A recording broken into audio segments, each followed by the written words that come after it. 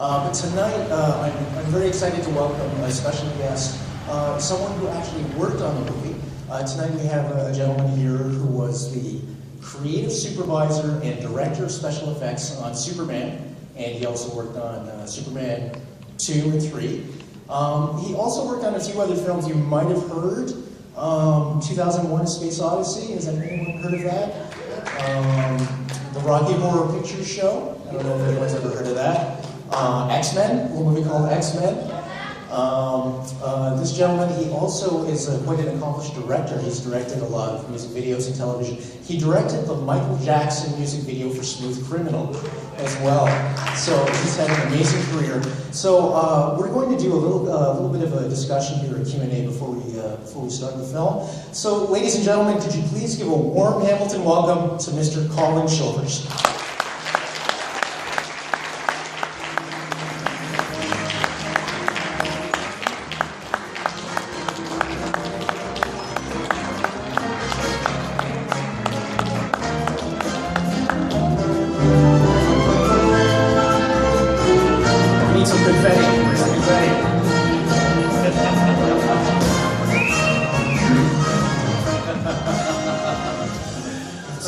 I said to my wife, I'm not going to get up on this. You looked quite comfortable. Okay, okay. Now, we do have a little guest here we're going to unveil a little bit later.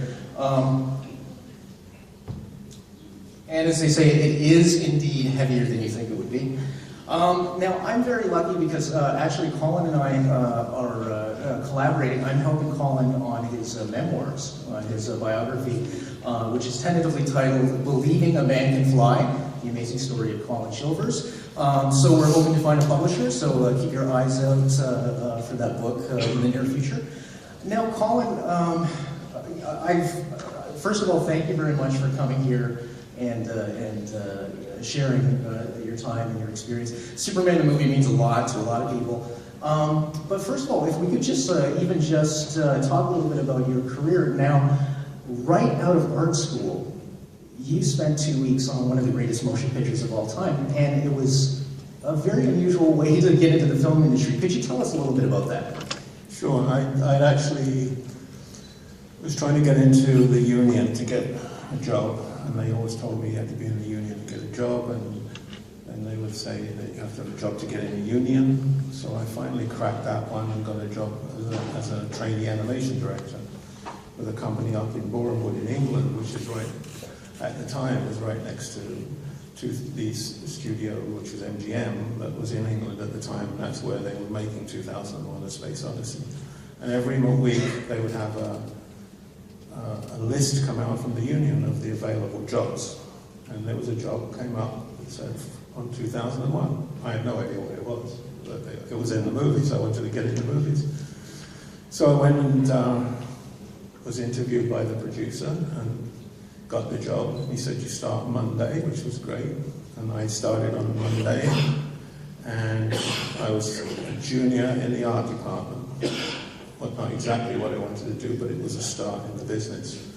And the first morning I arrived, I met the production designer, and he said, who are you? And I said, I'm your new assistant. He said, really? And he left the room, and about 10 minutes later, the production manager came in, and he said, I'm sorry, but you're sacked. But they had to give me 2 weeks' notice, so I was on that movie for 2 weeks. I didn't get a credit. Now, why were you sacked? I was sacked because when they employed me, the idea was that it would be a relative of the production designer that was supposed to get the job, but he happened to be on vacation when the producer gave the job away. So as soon as he came back, he said, this is not what's supposed to happen. So I got sacked, which was fine. Now, what's amazing is you didn't actually know who Stanley Kubrick was, or really the importance of this project. Can you tell us a little bit about working with Stanley Kubrick? Well, I actually only met him once in those 2 weeks and gave him a couple of ideas for one of the sets, which I'm sure was, if I hadn't been sacked already, I would have been sacked for talking to Stanley like that.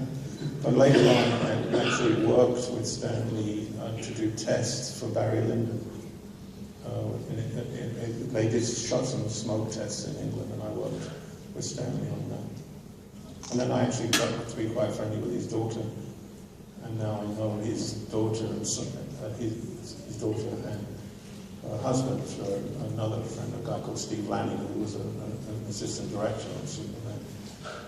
Well, I think the amazing thing about the British film industry is it seems like it was very tightly knit. And then you moved on towards, movies like Battle of Britain. You did Murphy's War. You worked with the notorious, I shouldn't say notorious, but he's a very controversial director, Ken Russell, a couple of times. Now, I don't know if anybody knows Ken Russell, but you worked on, for example, The Who's Tommy, the original one. And can you describe basically working with Ken Russell, because Ken Russell was notorious for being, basically people said he was a madman. And is that what your experience was working with him? Yeah, actually, even his wife at the time said that she thought he'd gone crazy. That was when we were doing Listomania, because he would have these like visions of what he wanted to do. And I remember, I don't know if anyone's seen that movie. You have, I know, because you've seen all these obscure movies. But in that movie, there's a sequence, a dance sequence in it, where he wanted, Roger Daltrey was playing Franz Liszt, and we had to build this 7-foot penis that was supposed to be Roger's. And then Ken decided that he wanted 3 dancing girls to be sitting on it as well, and they had to track across the stage. He did whatever he wanted, I don't care. It was a very interesting movie. He was a very talented person. Some of his early films, which were for the BBC, were just beautifully done. They were mostly for classical composers. Now that sort of started your association with actually a lot of rock stars. You worked, for example, with Roger Daltrey, Tina Turner, and then Rocky Horror Picture Show you worked on as well. I did 200 Motels, which was Frank Zappa. Yeah. And that was another weird movie because, I think it was Listomania. Ringo Starr played the Pope in that. If anyone, if you haven't seen Listomania, it's the most trippy thing in the world. And then Tina Turner was in the Acid Queen sequence. Yeah. She was a nice person. Yeah.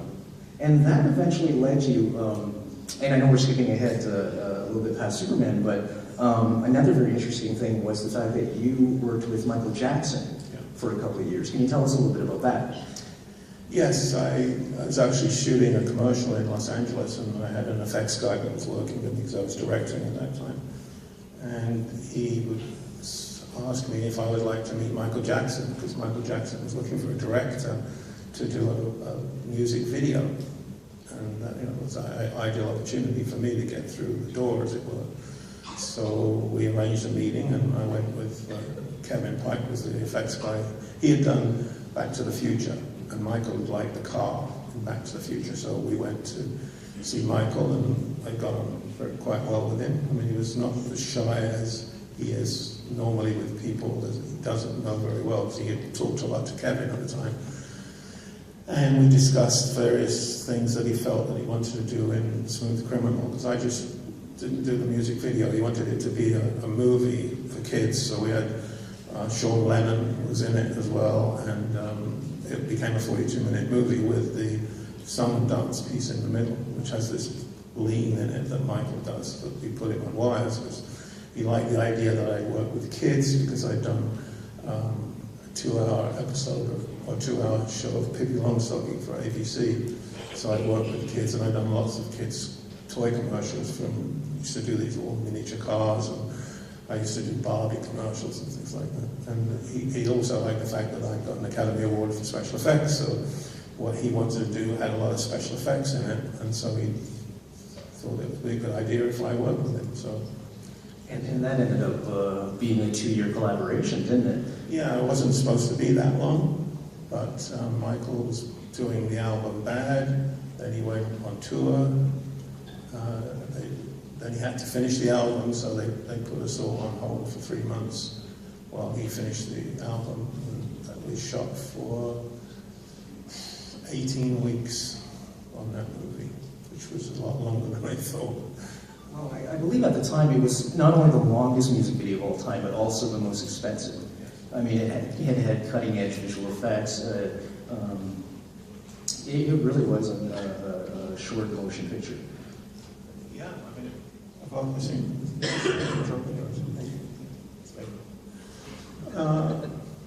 Yeah, at the time, we were using a lot of innovative techniques for those days. I mean, this is before real digital kicked in. We were using motion capture, motion control. The robot in that was all motion control. And we did a lot of mats and things like that, and built beautiful sets. We actually shot at the same studio in Culver City where they shot Gone with the Wind, which was kind of neat as well. Sorry, jealous. Now, so going a little bit back in time, working on Superman the movie, I mean, that's an amazing accomplishment. Now, did you know at the time that Superman would become the motion picture it's ended up being, and the legacy it spawned?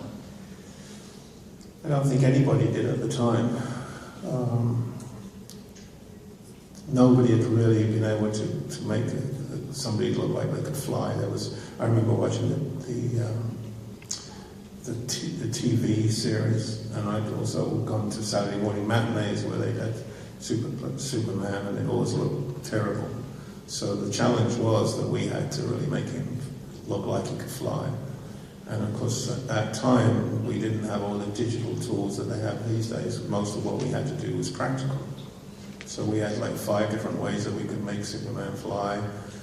The cape was one of those things that was a big problem until actually another effects guy that was working with me, Les Bowie, who was actually a matte artist, he came up with this idea of putting this motor on Chris's back, which had a bunch of fishing rods on it. And the fishing rods would, in a cam, and the fishing rods would do this, and then we cover it with a cape and put a bit of wind on it, and then we knew it. Because what happened was every time you put Chris up on the wires and put the wind on him, it would wrap around him, which of course didn't look very heroic. So we had this way of making it look like he was flying. And I told you the story, but 25 years after Superman 1, my nephew did the effects on Superman Returns in Australia and phoned me and asked me how did we make the cape fly in Superman 1. Now, you may not know, actually, Colin has really quite a legacy in terms of effects. You have 4 nephews who are in visual effects. The Corbold clan. Chris Corbold just finished Star Wars Episode 7. He's doing the Bond. He's doing Spectre, the new James Bond movie. The amazing thing is 2 of your nephews have already won their own Academy Awards for visual effects, one for Inception, one for Gladiator. Yeah. And this Sunday, the Academy Awards are on, and Paul is nominated for Guardians of the Galaxy, your nephew Paul, so we hope he wins that.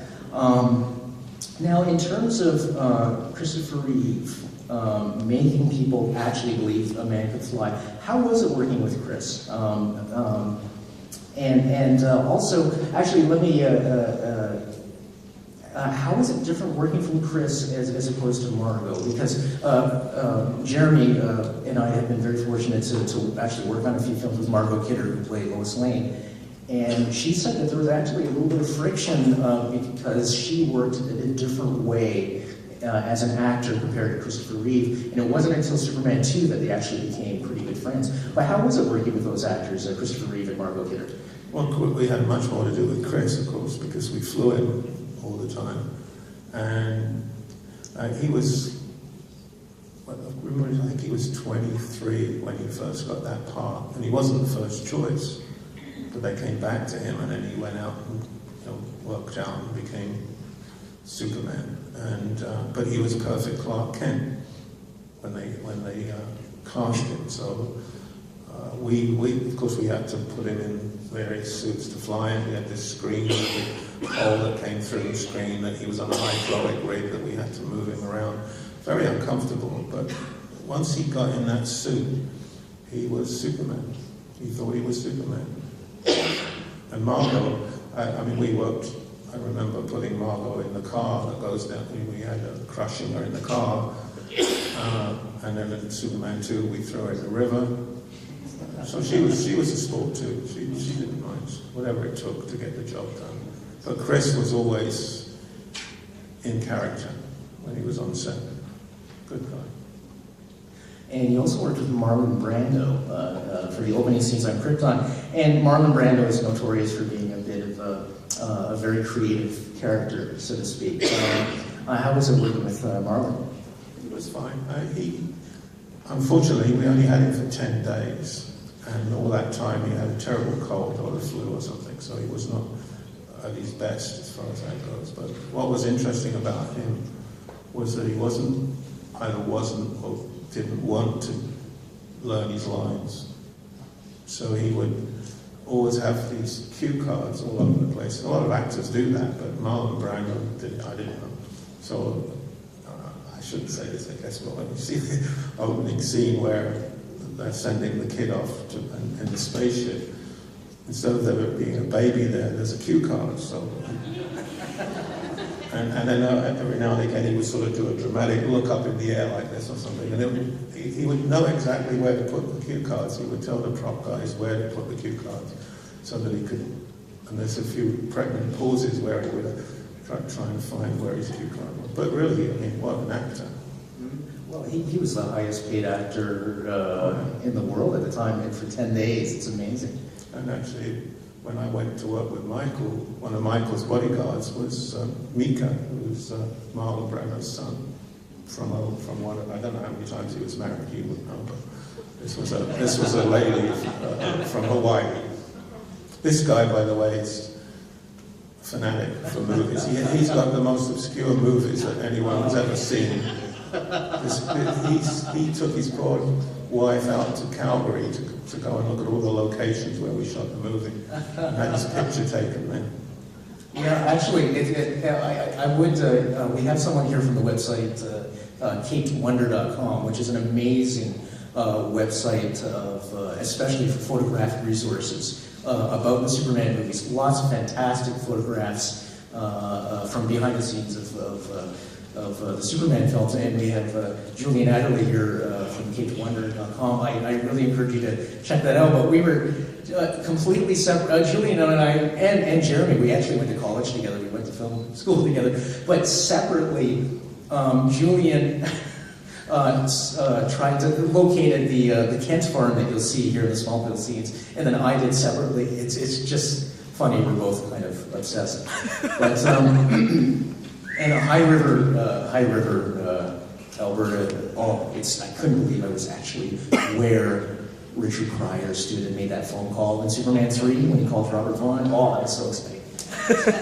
But anyway, now I know that you working on Superman for the longest time. Morale was quite low because you had no idea how the heck you were going to make Superman fly, and for a while morale was low. Now, could you talk to us a little bit about the special demo reel that the editor put together that sort of boosted morale about 6 months into production? Yeah, we had been shooting quite a while, and I think I'd actually started on the movie way before Richard Donner got involved, and had gone out to Italy to work with Guy Hamilton,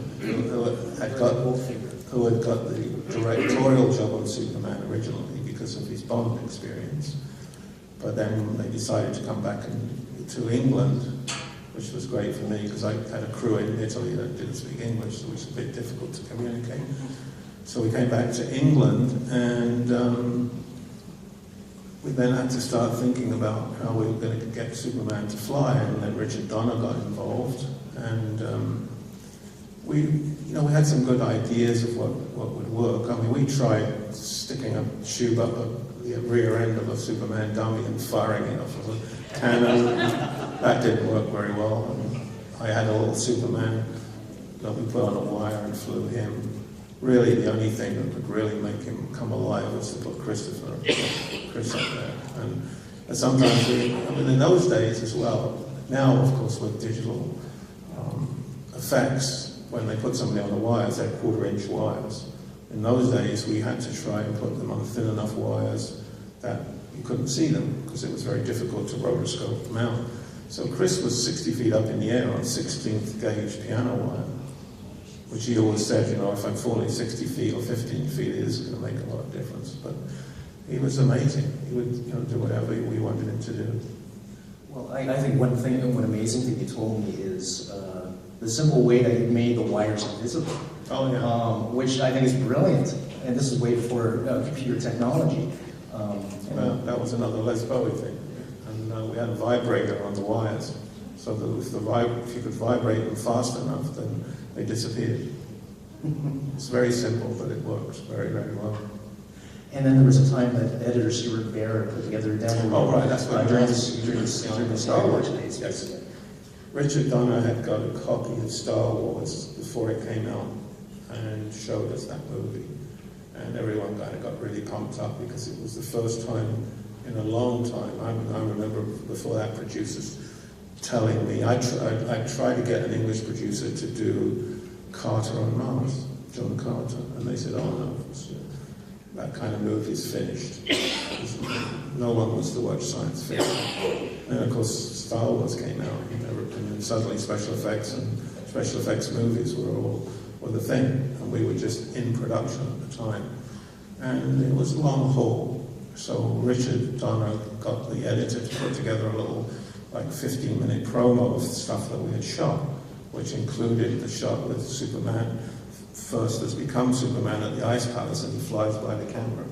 And he showed the whole crew that, and that's just like, wow. You know, then you felt that there was something special going on, and you kind of renewed your efforts to make it the best you could. But Donner was amazing, and he had a sign up in his office that said verisimilitude. I didn't have a clue what it meant at the time, but he explained it to us. You must feel like it's real. And that's what we try to do with Superman. And I guess last question would be, why do you think this movie has such an enduring appeal? Because there's nuts like you around.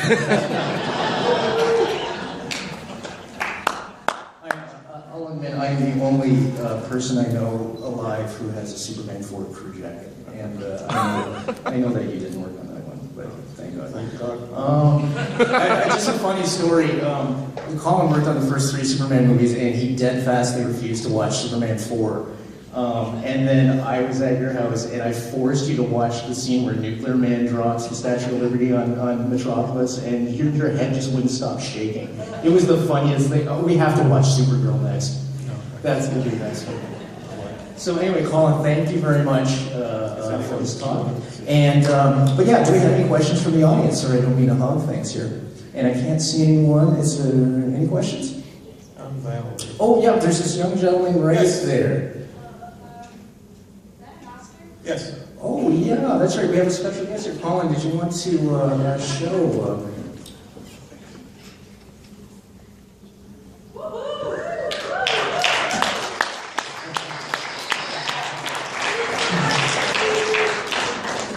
1979 Academy Awards, Special Achievement Oscar, Best Visual Effects.